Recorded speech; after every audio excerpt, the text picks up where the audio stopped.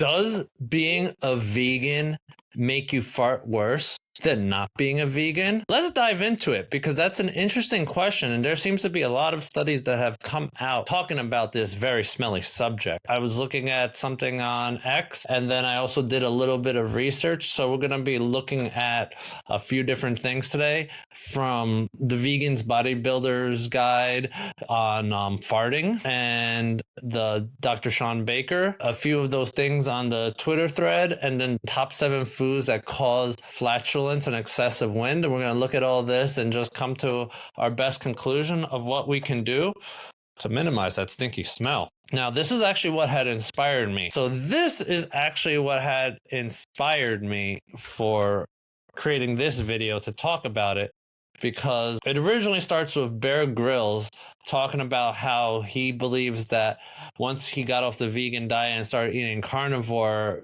he stopped farting as much, and that he thinks that farting is a sign of bad gut health. And then a vegan doctor says he thinks farting is fine. I don't want to visit him in his house or his office if he thinks excessive farting's fine. But it creates an interesting dialogue, someone speaking from experience and someone just giving you medical facts to see which one actually pans out. So I'm going to play a little bit of this. I'll leave a link so you can actually tune into it, because I'm not sure if I'll get a copyright claim or something. So I'll just play just a teensy bit, and then we'll talk about it. I don't think breaking wind is a great thing, no. I think it's a sign your gut's not very happy. Let's be absolutely clear. Farting is a sign of a healthy gut microbiome. Zero farts is not a good sign? Yeah, I don't know about that. I've modified my diet, and I think I'm eating quite healthy. And right now, the flatulence is at one of its lowest points ever. Surprisingly, I'm nearly 100% carnivore diet. It's Christmas time, between Christmas and Thanksgiving. So, I won't be perfect with the carnivore, but most of the year I am. And I'm not a stinky guy. I don't get gas from the lower regions. farts is not a good sign. Adventurer and TV star Bear Grylls, Heavy Eggs and Meat and Liver, where he explains the health benefits that he's experienced. Yeah, of course, the health benefits that he's experienced. So this guy's saying, even though Bear has gotten healthier, let me tell you why he's wrong about his health. I used to break wind all the time. I haven't broken wind in years now. I don't think breaking wind is a great thing, no. I think it's a sign your gut's not very happy. Steak every night, yeah. Really? Twice a day, yeah. But I don't have a lot of vegetables. Yeah, he doesn't have a lot of vegetables. So there is so much wrong with this clip. And then he says, the gas that we pop out is a normal digestive function and nothing to be embarrassed by. I'm going to call BS on that one, because yeah, we should be embarrassed when we have flatulence. It's okay to have shame. Shame helps regulate bad behavior. So in fact, he says, as they ferment plant fiber and resistant starch to produce beneficial short-chain fatty acids to protect the health.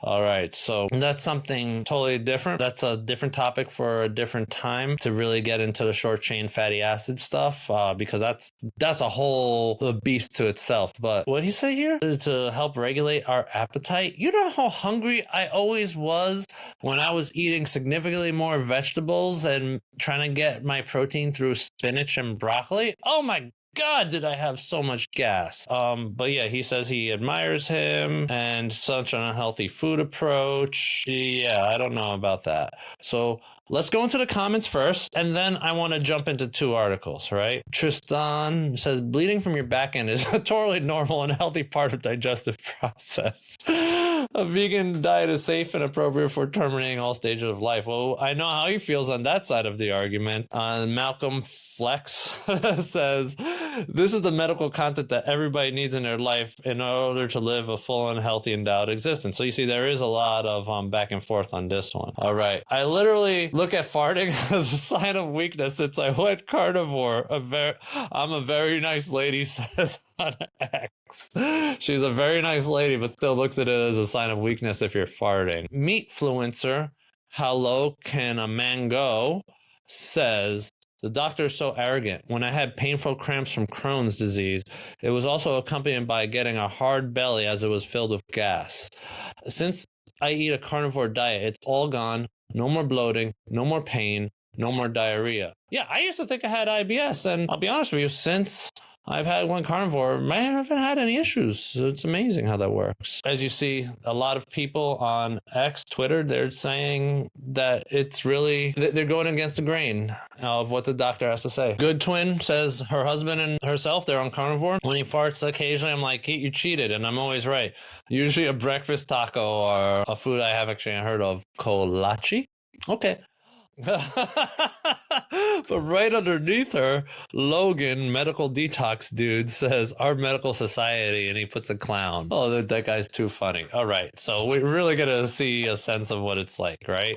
So one of the things I'm actually gonna open right now is the vegan bodybuilder's guide to farting and bloating. And all right, now that it's on screen, this is a good article. I'll also leave it in the link in the description. Vegan farter. Oh my god, the face on that lady.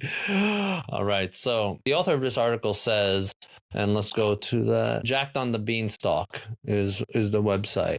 So I certainly don't hide the fact that as a vegan bikini competitor turned pro, I obviously eat a lot of plant-based protein and fibers, farty foods to create my plant-built physique. But apparently because I'm both fit and attractive, it's an unwritten rule that hot girls don't fart. And apparently I should be keeping my bodily functions to myself. She says, well, screw that. I'm a real person, real tired of having respond to every single one of my clients about what they can do to the bloating and farting ever since they've been switching over to a vegan diet. So this author gets her clients to switch over to a vegan diet, and then it seems like they're all just having excessive bloating and farting. It's time for me to finally write an insightful blog post explaining why meatless meatheads fart so dang much, and why we can wake with a flat stomach every morning but look 6 months pregnant by 6 p.m. every evening. I know what that is like. I've seen the vegan bloat. It's yeah, it seems to be very common amongst vegans. What gives? Do we just have to accept that being a vegan bodybuilder is to be forever farty and bloated? I'm going to break it down for you. I bet you can hardly contain your excitement. Are you just holding in a fart? So let me first explain what a fart is. Oh my god. So what does she say to do to help reduce farting? Drink a glass of water for every heavy fiber meal.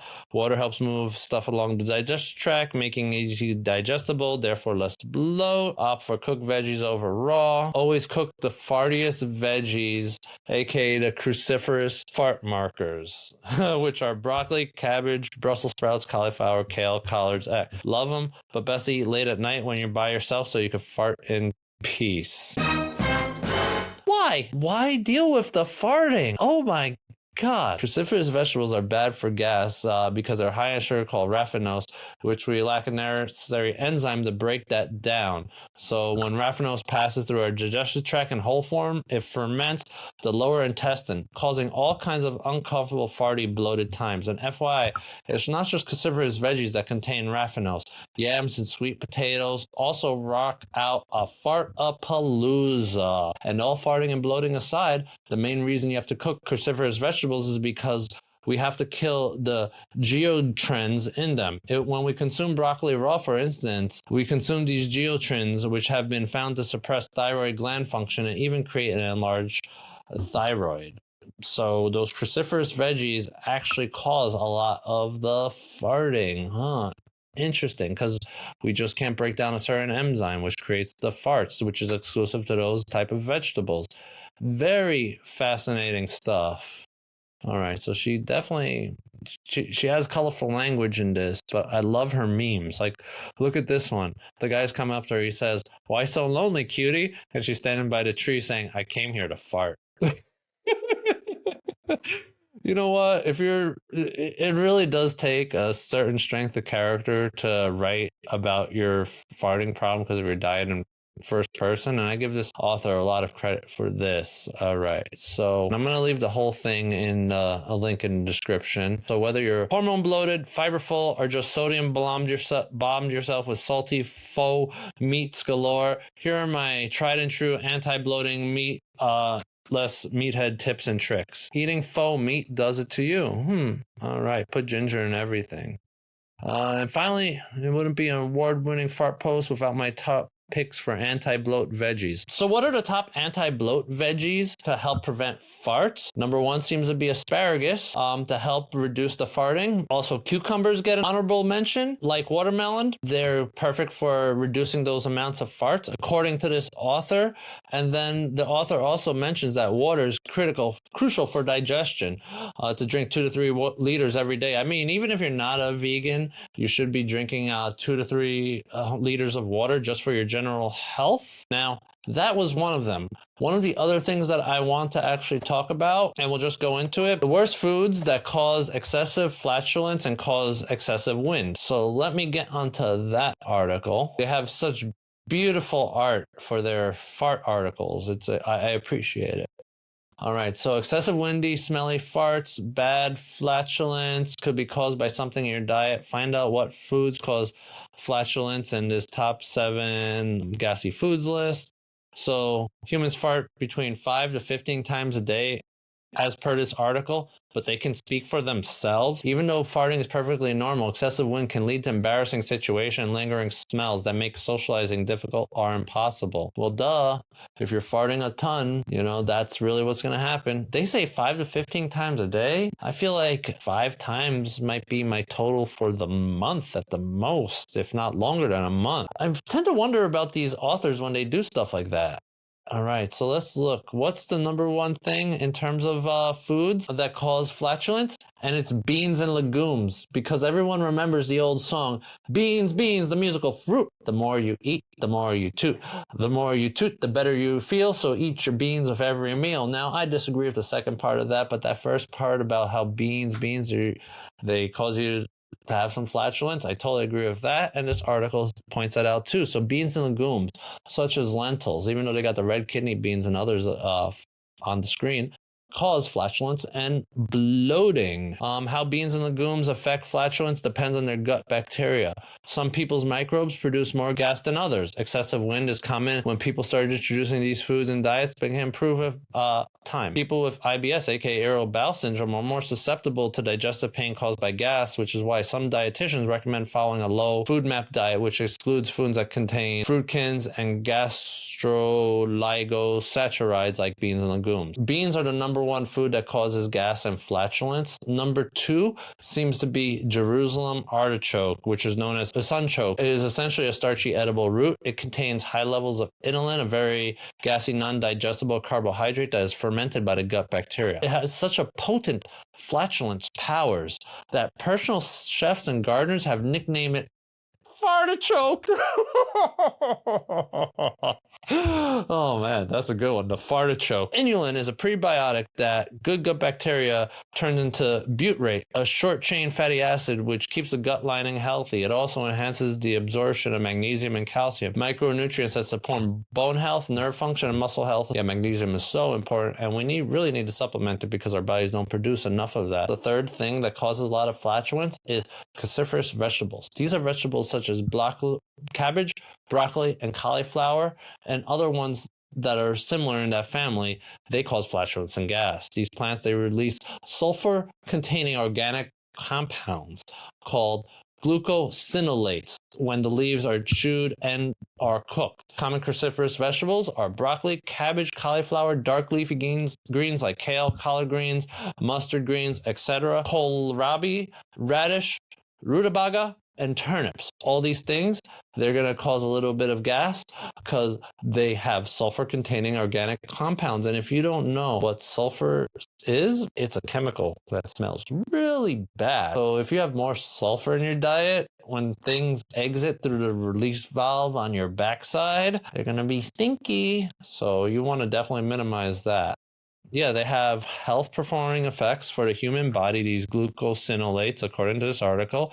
And studies show that a wide variety of gut bacteria transform glucosinolates into sulfate and ferrous ions, which then can be further metabolized into hydrogen sulfide, which makes farts smell like smelly, rotten eggs and sulfur, respectively. Yeah, I remember as a kid, the best fart bombs and stink bombs all had sulfur in them, and they did smell like rotten eggs. What's another thing that causes flatulence? Milk and dairy products. Milk and dairy products, when they're processed, they cause foul-smelling flatulence that if you have untreated lactose intolerance will also increase. So those who are lactose intolerant, you're going to be getting gas from this. So when the body produces insufficient lactase, dairy products can trigger diarrhea, bloating, abdominal pain, and extreme flatulence within 30 minutes to 2 hours of ingesting them. Lactose intolerance can happen at any age and can go diagnosed for a long time. One thing I did notice was from a previous study, actually in the past, in terms of lactose intolerance, that people that have more European ancestry are actually better at processing lactose and lactase in their diets than, let's say, someone of African ancestry. So it also depends. It seems that genetically, depending on what your lineage is from, if you have the chemicals to break down the lactose to be able to use properly in the body. So you want to check to see if your body can actually handle lactose properly, so that way you don't get these issues, because it's really, if you're lactose intolerant, you are going to have flatulence, and you'll have other gut issues if you're drinking milk and milk products. I mean, if it's processed like cheese, it's going to affect you less adversely than milk, but still. And then what's number 5 food that causes flatulence? It's wheat and gluten. And then wheat, barley, and rye are foods that cause flatulence in people with celiac disease. They contain gluten, a protein that triggers a severe autoimmune reaction in the gut and severe gastrointestinal symptoms. So this is non-celiac gluten sensitivity is another wheat-related condition in which gluten triggers digestive symptoms, including excessive wind, but without causing damage to the intestines. Research shows that some gut bacteria break down into gluten into particles that irritate the immune system, and this could be part of the problem. Even though gluten-free diets are very popular, they should not be taken lightly. Gluten-free diets are very restrictive, and they can lead to nutritional deficiencies and cause microbiome imbalances, which may even exacerbate flatulence. Always consult a nutritionist before making dietary changes. So one of the worst things about having the grains in your diet is when you react adversely to gluten. That's when you're going to have flatulence due to gluten-related problems. I mean, there's a whole bunch of problems, and some of them are actually very similar to celiac disease. I had someone in my life that actually suffered from gluten sensitivities, and they originally, when they were trying to figure it out, they thought that she had celiac disease at first because some of the symptoms are so similar. So yeah, it's when you have gluten sensitivity, you really got to stay away from that bread, because it's just going to be setting you off to have a lot of issues that come with gluten sensitivity, not just flatulence. So that is something to actually look out for. One of the main things that I've actually noticed from this is that when we're looking at this, a lot of it seems to be up for debate. And because it seems to be up for debate, one of the things is that there's going to be a lot of argument. Feel free to state your point in the comment section. Tell me what you think about this. Give me your personal experience. Are you a vegan? Are you carnivore? If you're a vegan, are you getting a lot of farts? If you're carnivore, are you having minimal farts? Have you gone from one to the other, whether carnivore to vegan or vegan to carnivore? What's your experience been like? Leave a little bit of information in the description, so that way we can really gather more information to learn about this. Now, like I said, I go animal-based, and it's almost close to pure carnivore. Of course, I have cheat meal every so often, like anybody else, because who doesn't miss good pizza or something like that? I mean, especially when you're based in New York, you can't miss out on the pizza. How you doing? And because of that, I cheat every so often. But farts have really been minimal since I have taken up animal-based way of eating. And it's, in my opinion, when I look at all the information that's out there, and I see even people like making stuff like the Vegan Bodybuilder's Guide to farting and flatulence, and listening to their stories, I really do believe that if you're having too many plants and just looking at the things that our body can't produce, and then the sulfates that are in certain foods, all of this is going to cause farting, and those sulfates are going to cause stinky farts. So do your best to stay away from foods that are cause farting, especially if you have to be in public. Like I said, everything that you're putting inside of yourself in terms of diet actually matters, because whatever you're feeding yourself and your body, you're going to have a different body type from it. Think of it, our body is a vehicle. The type of food we eat is the quality of the fuel. So like you could have a junk food body if you're eating mostly junk food. There's obvious things that show from eating excessive junk food. There's a vegan body, which everyone knows what a vegan body looks like. You could look at like Robert Downey Jr. or somebody of recent times and get a sense of what they're like. And then you have the carnivore, you know, not someone like the Liver King, because we all know he's juicing, but you look at someone like Paul Saladino or Sean Baker or like a lot of other meat influencers, and you see that they also have a different body type. And those would be 3 different body types that I would consider in terms of diet. You have the junk food body type, which is the most unhealthy one. Then you have the vegan body type, which in my opinion, it's a little harder to build muscle on that one, though it can be done. And then you have the carnivore diet type, which kind of makes you the most connected, I think, to the ancestors, because as I talked about in other videos, how when you're looking at it in the winter, cavemen would have lack of veggies and fruit because they lived in the north and like, you know, the climates that had the 4 seasons. What was the food that was available when there was no plants? There were still animals.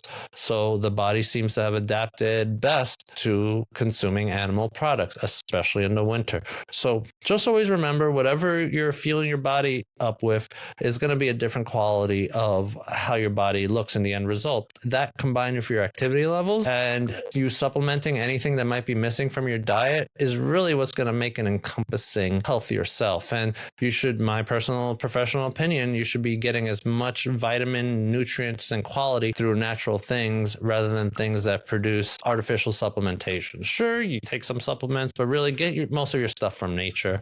And you want to learn more about it. One other thing that you could be learning is on how sleep also affects your overall health. And if that's the case, watch this video over here. And if not, I know you're going to like this video over here, and I'll see you in the next video.